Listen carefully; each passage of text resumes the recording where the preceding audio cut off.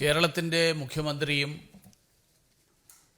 മന്ത്രിമാരും ഇടതുപക്ഷ എംഎൽഎമാരും ഉൾപ്പെടെയുള്ള ആളുകൾ നാളെ ഡൽഹിയിൽ നടത്താൻ പോകുന്ന സമരം ഈ അടുത്ത കാലത്ത് രാജ്യ തലസ്ഥാനം കണ്ടിട്ടുള്ളതിൽ വെച്ച് ഏറ്റവും വലിയ രാഷ്ട്രീയ നാടകമാണ്.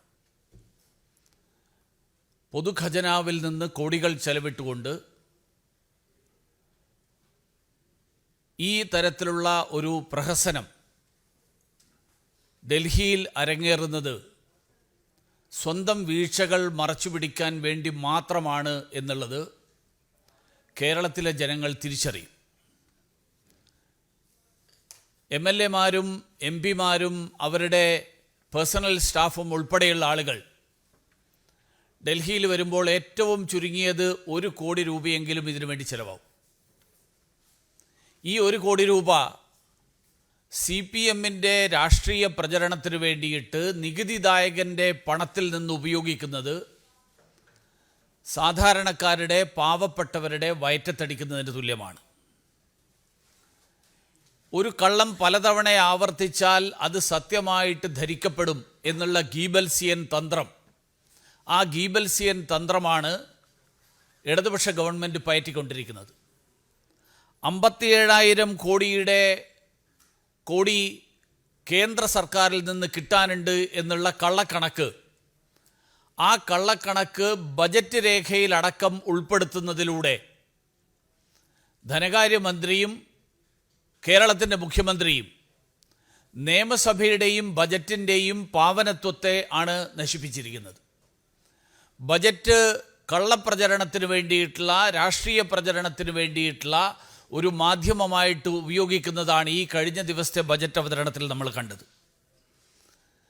ഇവിടെ ശ്രീ ജാവ്ദേക്കർജി ഈ വിഷയങ്ങളെ സംബന്ധിച്ചിട്ടുള്ള വിശദമായിട്ടുള്ള കാര്യങ്ങൾ ഉന്നയിച്ചു. എനിക്ക് കേരളത്തിൻ്റെ ബഹുമാന്യനായിട്ടുള്ള മുഖ്യമന്ത്രിയോടും ധനകാര്യമന്ത്രിയോടും ചോദിക്കാനുള്ളത് 10 ചോദ്യങ്ങളാണ്. ആ 10 ചോദ്യങ്ങൾക്ക് മറുപടി പറയാൻ ഞാൻ അവരെ വെല്ലുവിളിക്കുകയാണ്. ഒന്നാമത്തെ കാര്യം, 15ാം ധനകാര്യ കമ്മീഷൻ കേരളത്തെ രാജ്യത്തെ ഏറ്റവും കടബാധ്യതയേറിയ സംസ്ഥാനമായിട്ട് നിർവചിച്ചിട്ടുണ്ടോ? കടമെടുപ്പ് പരിധി തുടർച്ചയായി ലംഘിക്കുന്നുണ്ട് എന്ന് ചൂണ്ടിക്കാട്ടിയിട്ടുണ്ടോ?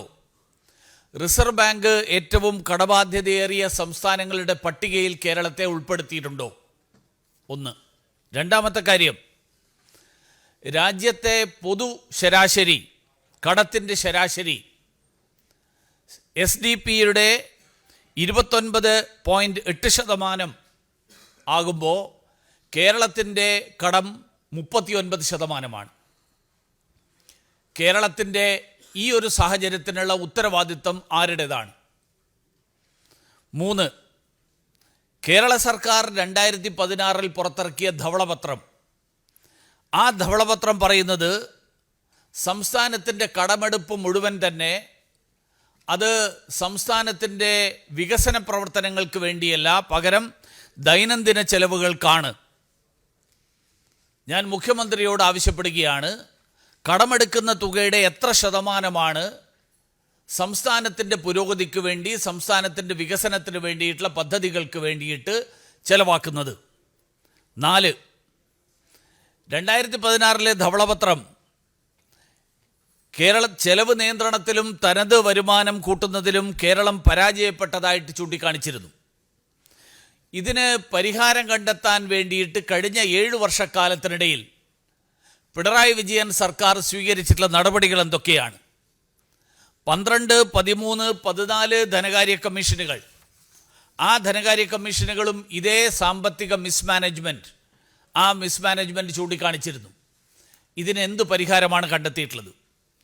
5ാമത്തെ കാര്യം, കേരളത്തിൻ്റെ പബ്ലിക് എക്സ്പെൻഡിച്ചർ റിവ്യൂ കമ്മിറ്റി 2019 പറഞ്ഞത് ശമ്പളം, പെൻഷൻ, പലിശ ഈ ഇനങ്ങളിലെ ചെലവ് ഏറ്റവും പാരമ്യത്തിലാണ് നിൽക്കുന്നത്.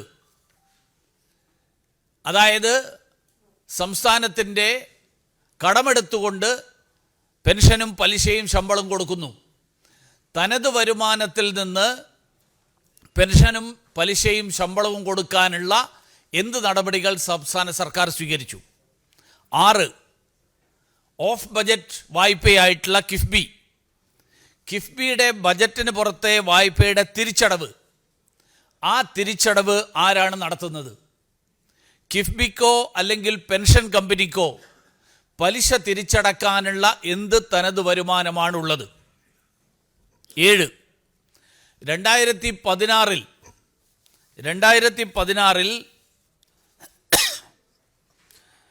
GST നിയമം കൊണ്ടുവന്നപ്പോൾ അന്ന് വളരെ കൃത്യമായിട്ട് പറഞ്ഞിരുന്നു 5 വർഷക്കാലത്തേക്കാണ് നഷ്ടപരിഹാരം, GST നടപ്പാക്കുന്നതിൻ്റെ ഫലമായിട്ടുള്ള നഷ്ടം, ആ നഷ്ടത്തിൻ്റെ തുക അതിൽ കേന്ദ്രത്തിൽ നിന്നുള്ള പരിഹാരം നൽകുക എന്നുള്ളത്. 2022 ജൂണിൽ ആ നഷ്ടപരിഹാരം അവസാനിക്കും എന്ന് 16 തന്നെ പറഞ്ഞ സാഹചര്യത്തിൽ തനത് വരുമാനം കൂട്ടാനുള്ള എന്ത് നടപടിയാണ് സംസ്ഥാന സർക്കാർ സ്വീകരിച്ചത്? 17 മുതൽ 22 വരെയുള്ള 5 വർഷത്തെ കാലയളവിലെ GST വരുമാനത്തിൻ്റെ നഷ്ടപരിഹാരം ലഭിക്കാൻ AG സാക്ഷ്യപ്പെടുത്തിയ രേഖകൾ നൽകാൻ എന്തുകൊണ്ട് സർക്കാർ കാലതാമസം വരുത്തി? 8ാമത്തെ ചോദ്യം, റവന്യൂ കമ്മി ഗ്രാൻഡ് ഓരോ വർഷവും കിട്ടുന്നത് എന്താണ് എന്ന് മുൻകൂട്ടി അറിയുന്നതാണ്.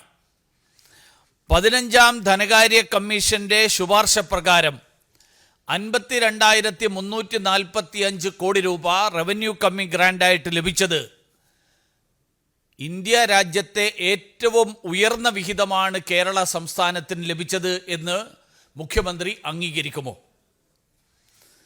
ക്ഷേമ പെൻഷൻ കുടിശ്ശികയുടെ 602 കോടി രൂപ ഒക്ടോബറിൽ നൽകിയതിന് ശേഷവും എന്തുകൊണ്ട് ക്ഷേമ പെൻഷൻ കിട്ടാത്തതിൻ്റെ പേരിലുള്ള ആത്മഹത്യകൾ നടക്കുന്നു എന്ന് സംസ്ഥാന സർക്കാർ അന്വേഷിക്കുമോ?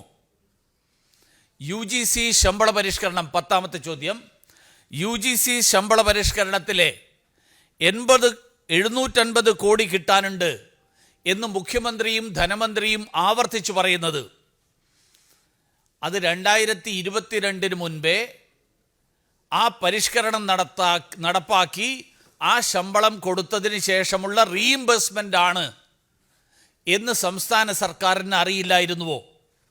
അങ്ങനെയാണെങ്കിൽ എന്തുകൊണ്ട് ശമ്പളം നൽകി റീഇംബേഴ്സ്മെൻറ്റിന് വേണ്ടിയിട്ടുള്ള രേഖകൾ, ആ രേഖകൾ 2022 മാർച്ച് 31 മുൻപ് നൽകിയില്ല? ഒരു കാര്യം കൂടി ഞാൻ പറയാൻ ആഗ്രഹിക്കുകയാണ്. ഈ കഴിഞ്ഞ ദിവസം ശ്രീ ഡീൻ കുര്യാക്കോസ് ലോക്സഭയിൽ ഉന്നയിച്ച ചോദ്യത്തിൽ ഈ 57,000 കോടി രൂപയുടെ ചോദ്യം, കുടിശ്ശികയെക്കുറിച്ചുള്ള ചോദ്യത്തിന് മറുപടിയായിട്ട് ധനകാര്യമന്ത്രി പറഞ്ഞ വസ്തുതകൾ, ആ വസ്തുതകൾ ലോക്സഭയെ തെറ്റിദ്ധരിപ്പിക്കുന്നതാണ് എന്ന് ഇടതുപക്ഷത്തിൻ്റെയോ കോൺഗ്രസിൻ്റെയോ MP-മാർക്ക് തോന്നുന്നുണ്ടെങ്കിൽ ധനകാര്യമന്ത്രിക്കെതിരായിട്ട് എന്തുകൊണ്ട് സഭയെ തെറ്റിദ്ധരിപ്പിച്ചതിന് അവകാശ ലംഘനത്തിന് നോട്ടീസ് കൊടുത്തില്ല? 57,000 രൂപ കൊടുക്കാനുണ്ടോ, കുടിശ്ശികയുണ്ടോ എന്നുള്ള ചോദ്യത്തിന് ധനകാര്യമന്ത്രി വളരെ വ്യക്തമായിട്ട് മറുപടി പറഞ്ഞു, കൊടുക്കാനുള്ളതിൻ്റെ മുഴുവൻ വിവരങ്ങൾ, കൊടുത്തതിൻ്റെ മുഴുവൻ വിവരങ്ങൾ. അതിനർത്ഥം 57,000 എന്നല്ല, ഒരൊറ്റ പൈസ കൊടുക്കാനില്ല എന്നുള്ളതാണ്. അങ്ങനെയാണെങ്കിൽ കോൺഗ്രസിൽ നിന്ന് കിട്ടേണ്ട ഉത്തരം, കോൺഗ്രസ് ഒന്നുകിൽ ധനകാര്യമന്ത്രി ലോക്സഭയെ തെറ്റിദ്ധരിപ്പിച്ചതിനെതിരായിട്ട് അവകാശ ലംഘനത്തിന് നോട്ടീസ് കൊടുക്കണം, അല്ലെങ്കിൽ സംസ്ഥാന ധനകാര്യമന്ത്രി കേരള നിയമസഭയെ തെറ്റിദ്ധരിപ്പിച്ചതിന് അവകാശ ലംഘനത്തിന് കൊടുക്കണം. ഇവർ കോൺഗ്രസിൻ്റെ ഇന്ത്യ അലയൻസിൻ്റെ ഭാഗമായതുകൊണ്ട് കേരളത്തിലെ ഇടതുപക്ഷ മുന്നണിയെ സംരക്ഷിക്കുന്നു. അതുകൊണ്ട് കേരളത്തിൽ ധനകാര്യമന്ത്രി നടത്തുന്ന കള്ളപ്രചരണം, ആ കള്ളപ്രചരണം തുറന്നു കാണിക്കാൻ കേരളത്തിൻ്റെ നിയമസഭാ വേദിയെ രാജ്യത്തെ മുഴുവൻ തെറ്റിദ്ധരിപ്പിക്കാൻ ഉപയോഗിക്കുന്നതിനെ തുറന്നു കാണിക്കാൻ അവകാശ ലംഘന പ്രമേയം പോലും കൊണ്ടുവരാൻ തയ്യാറാവുന്നില്ല. ഈ ചോദ്യങ്ങൾക്ക് ധനകാര്യമന്ത്രിയും മുഖ്യമന്ത്രിയും മറുപടി പറയണം എന്ന് ഞാൻ ആവശ്യപ്പെടുകയാണ്. അദ്ദേഹം പറയുന്ന മറുപടി കേൾക്കാൻ കേരളത്തിലെ ജനങ്ങൾ ആഗ്രഹിക്കുന്നു എന്ന് ഞാൻ പറയാൻ ആഗ്രഹിക്കുന്നു. മാധ്യമപ്രവർത്തകരോട് എനിക്ക് അഭ്യർത്ഥിക്കാനുള്ളത്, ദയവ് ചെയ്ത് ഈ ചോദ്യങ്ങളെ സംബന്ധിച്ചിട്ടുള്ള എന്തെങ്കിലും രേഖകൾ, ഈ രേഖകൾ നിങ്ങൾക്ക് തന്നെ പരിശോധിക്കാം, കൂടുതൽ രേഖകൾ ആവശ്യമാണെങ്കിൽ ആ രേഖകൾ തരാം. ദയവ് ചെയ്ത് നിങ്ങളിലൂടെ മുഖ്യമന്ത്രിയിലേക്ക് ഈ ചോദ്യങ്ങൾ എത്തിക്കാൻ ഞാൻ ആഗ്രഹിക്കുകയാണ്.